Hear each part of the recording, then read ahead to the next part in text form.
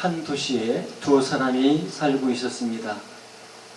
그들 중 한 사람은 부자고 한 사람은 가난했습니다. 부자는 양과 소가 심이 많았습니다. 많은 정도가 아니라 심이 많았다고 되었습니다. 가난한 사람은 아무것도 없었습니다. 단지 자기가 사서 기르는 암양 새끼 한 마리뿐이었습니다. 그 암양 새끼는 자녀들과 함께 자라며 그가 먹는 것을 먹었습니다. 그의 품에 누워 잠을 잤습니다. 가난한 사람에게 있어서 암양은 어린 딸과 같았습니다. 어느 날 길을 지나던 사람이 하룻밤 머물기 위해 부자 집에 들어갔습니다. 그 집을 찾아왔는지 아니면 지나가는 사람인지는 모르지만 하룻밤을 머물게 된 것입니다. 신하는 나그네를 영접하고 잘 대접하는 것은 아름다운 전통입니다. 오늘날처럼 돈만 있으면 어디서나 숙소를 잡아 쉬고 먹고 그럴 수 있는 그런 여건이 아니었기 때문에 나그네를 대접하는 것은 아름다운 풍속이었답니다. 길 가던 행인이 부자 집에 들어가 머물게 된 것은 당연한 것입니다. 부자는 자기 집을 찾아온 손님을 위해 음식을 대접하며 보살펴 주어야 합니다. 부자는 고민했습니다. 나그네를 대접하기 위해서는 짐승을 잡아야 하는데 자기의 양과 소를 잡는 것이 아까웠습니다. 양과 소가 많았지만 자기 짐승을 잡는 것은 아깝습니다. 그러기에 자기 것을 아끼려고 가난한 사람의 암양을 빼앗아 잡았습니다. 이 이야기는 사무엘하 12장에 나오는 말씀입니다. 나단 선지자가 다윗 왕에게 와서 한 이야기입니다. 선지자의 말을 들은 다윗 왕은 노발대발하면서 자기가 다스리는 나라에 이런 악행이 있다는 사실에 분개했습니다. 이 일을 행한 사람은 마땅히 죽여야 한다고 했습니다. 그런데 이 이야기는 누구의 이야기일까요? 나단 선지자는 이렇게 말합니다. 당신이 그 사람이라. 다윗 왕이 그 악한 사람이라는 것입니다. 나단 선지자를 통해서 주신 하나님의 말씀은 이것입니다. 사무엘하 12장 7절 말씀을 보면 이렇게 말씀하시요. 하나님께서 다윗을 이스라엘 왕으로 삼았습니다. 사울이 다윗을 해하려 했지만 하나님은 다윗을 보호하시고 드디어 다윗을 이스라엘의 왕으로 삼았습니다. 얼마나 큰 복을 받았습니까? 그래도 부족하다면 하나님은 부족하게 느끼는 그것도 다윗에게 채워주셨을 것입니다. 이렇게 다윗은 하나님의 은혜를 풍성히 받은 사람입니다. 이런 복을 받았기에 다윗은 만족했을까요? 하나님의 은혜를 잊어버리고 하나님 앞에 악을 행했습니다. 부자가 자기에게 온 손님을 대접하기 위해서 가난한 자의 딸같이 기르는 암양을 잡은 것처럼 다윗에게는 처첩이 많았고 부족한 것이 있으면 더 주셨을 테지만은 다윗은 만족해하지 않았습니다. 도리어 자기를 위해서 또 이스라엘을 위해서 전쟁터에 나가 있는 우리아의 아내를 빼앗았습니다. 부자 이야기를 들으며 죽어야 마땅하다고 했던 그 사람은 바로 다윗 자신이었던 것입니다. 사람들은 다른 사람의 잘못을 지적하면서도 자기를 모르는 경우가 많습니다. 다윗도 나단 선지자 이야기를 들으면서 자기가 그런 악을 행했다는 사실에 대해서는 전혀 생각하지 못했습니다. 도리어 분노하면서 그런 사람이었다면 마땅히 죽어야 한다고 소리쳤습니다. 열심히 일하고 전략하고 그래서 부자가 되는 것은 잘못이 아닙니다. 문제는 재물을 쌓기 위해 지나친 욕심을 부려 다른 사람의 것을 빼앗는 것입니다. 오늘 본문 말씀은 부자들에게 주는 권면의 말씀입니다. 바울 사도는 디모데에게 이 세대에서 부한 자들을 가르치라고 말씀합니다.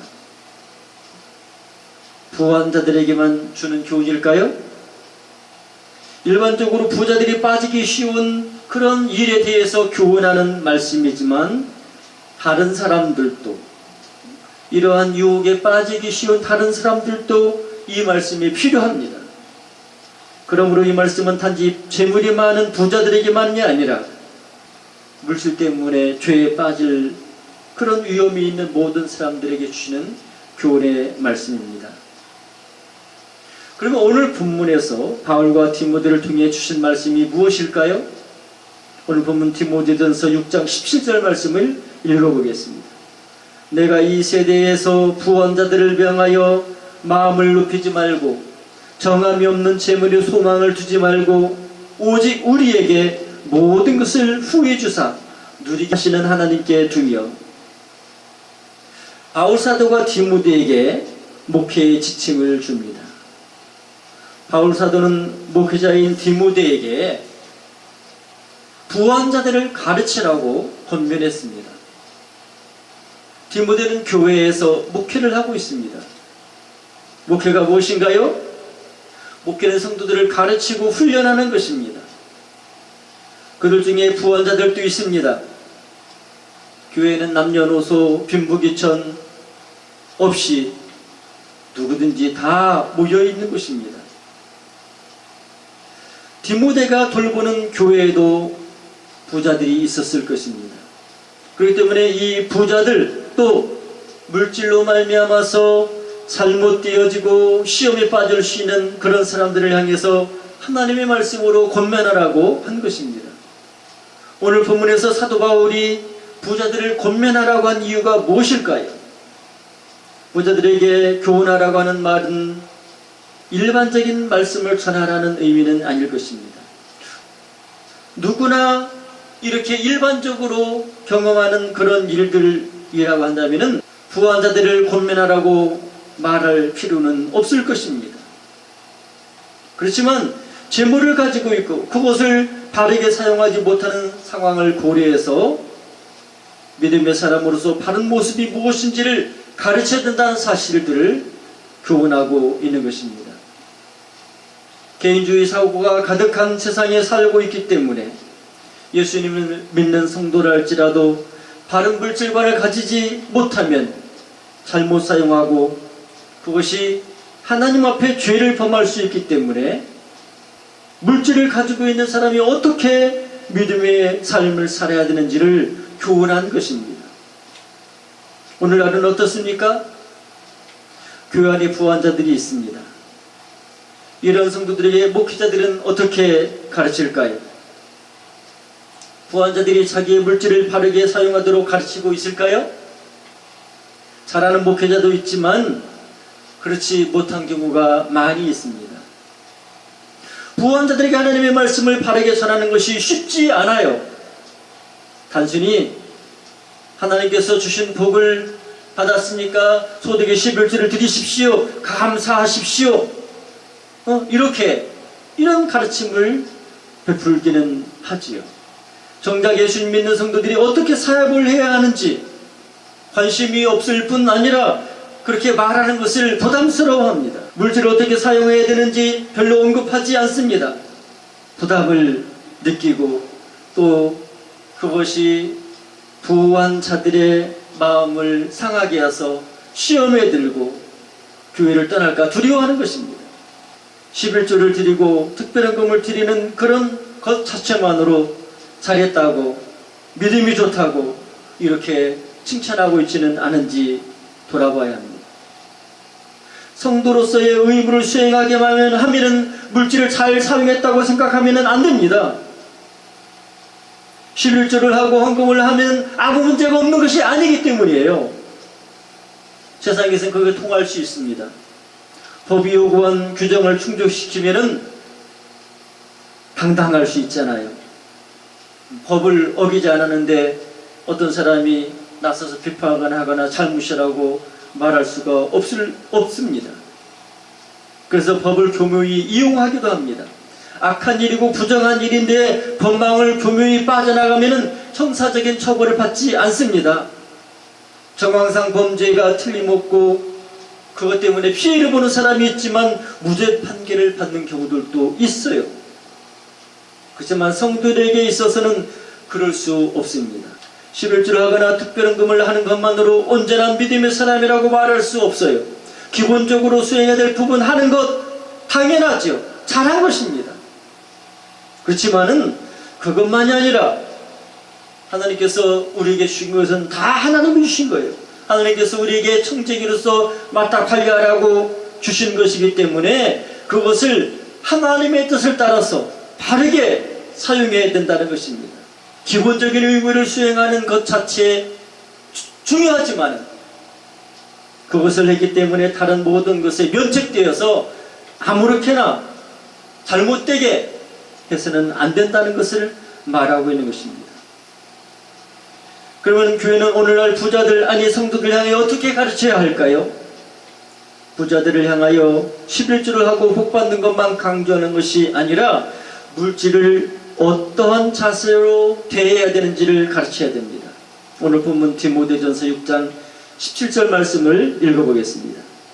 네가 이 세대에서 부한 자들을 명하여 마음을 높이지 말고 정함이 없는 재물에 소망을 두지 말고 오직 우리에게 모든 것을 후히 주사 누리게 하시는 하나님께 두며. 여러분, 구원받은 하나님의 자녀들은 물질에 대해 어떤 자세를 가져야 할까요? 바울사도는 디모데가 가르쳐야 할 것을 교훈합니다. 그것은 마음을 높이지 말라는 것입니다. 여러분, 마음을 높이지 말라는 말의 의미가 무엇일까요? 마음을 높인다는 것은 교만한 마음을 말합니다.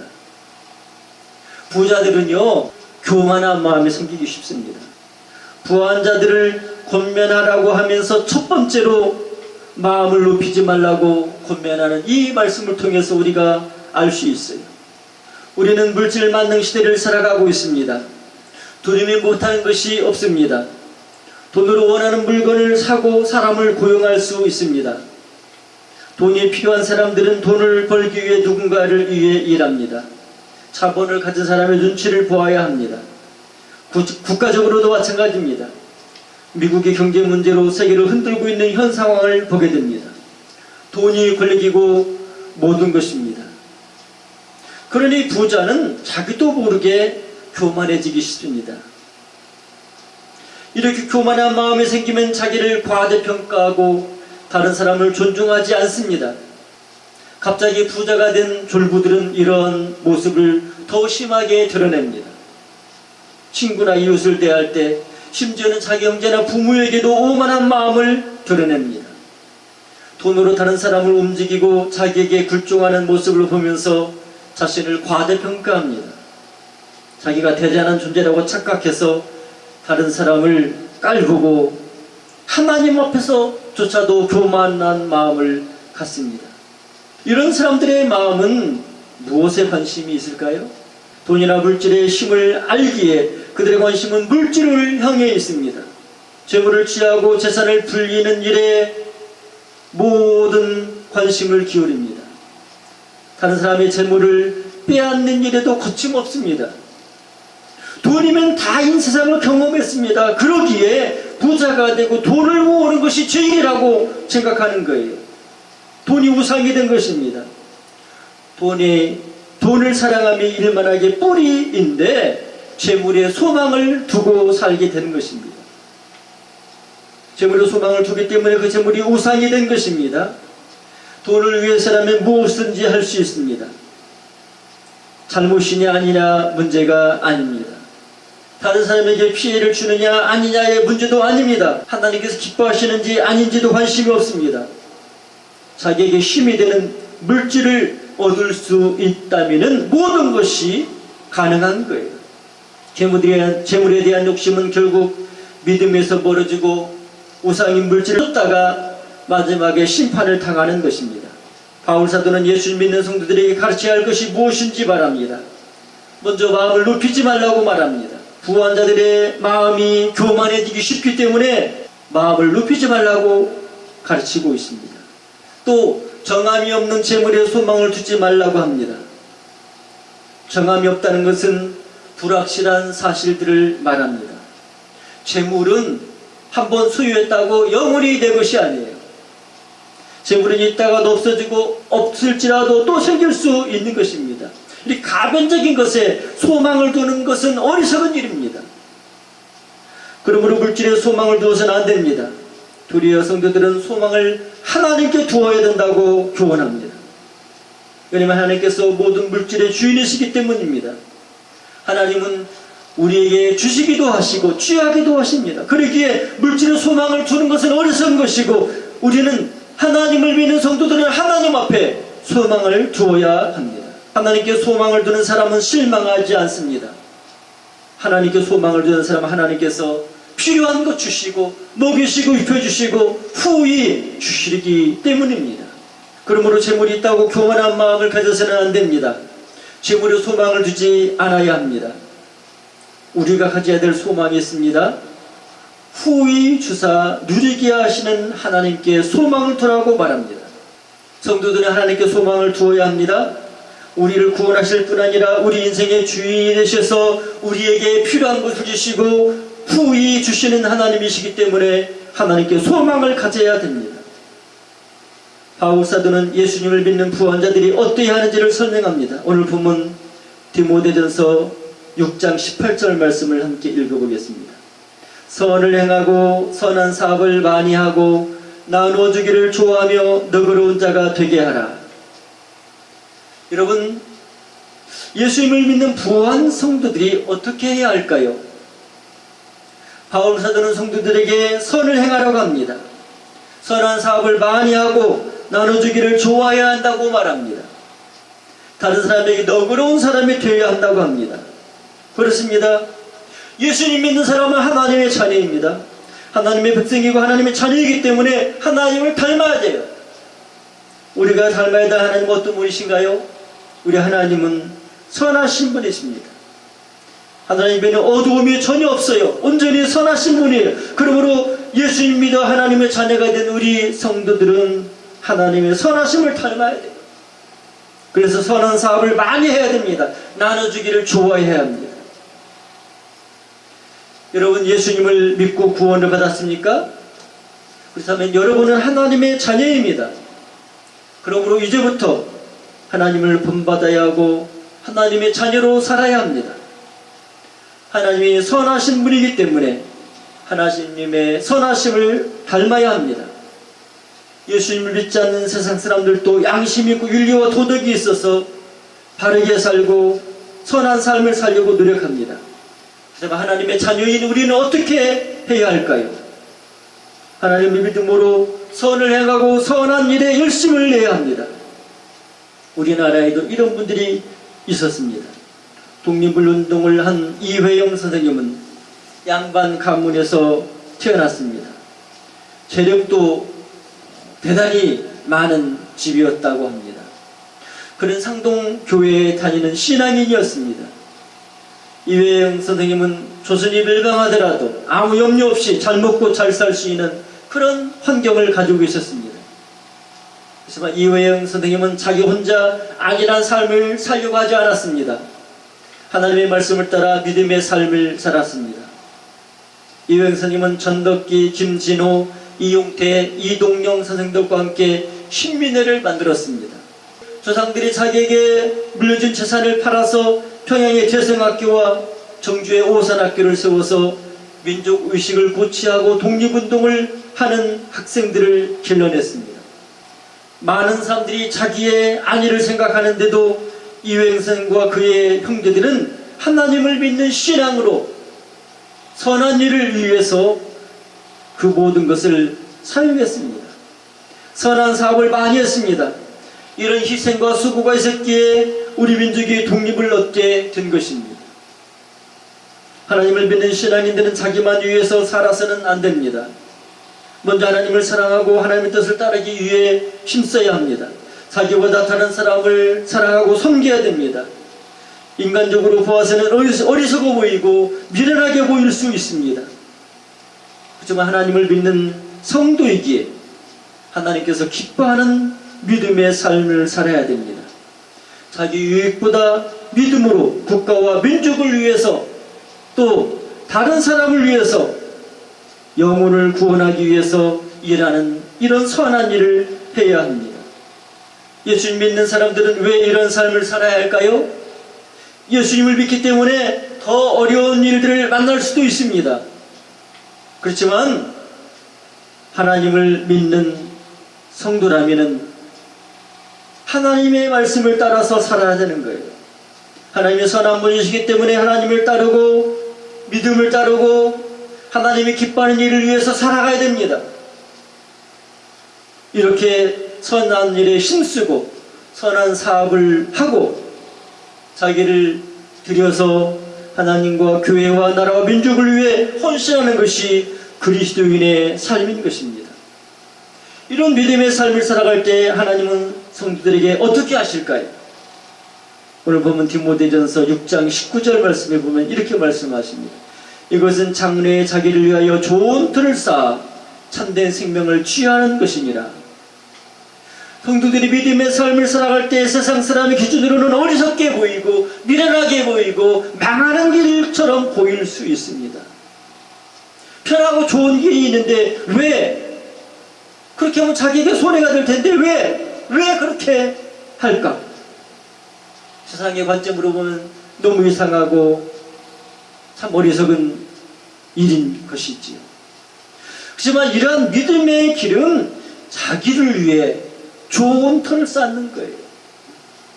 이 세상에서만이 아니라 하나님의 나라에서 좋은 터를 쌓는 것이 되는 거예요. 우리가 믿음으로 하나님을 사랑하고 믿음으로 선한 일에 힘쓰고 믿음으로 하나님의 말씀을 지키고 고난을 받을지라도 믿음으로 살아가는 것이 하나님 나라에서 참된 터를, 우리를 위한 참된 터를 쌓는 그 길이라는 것을 말씀하고 있습니다.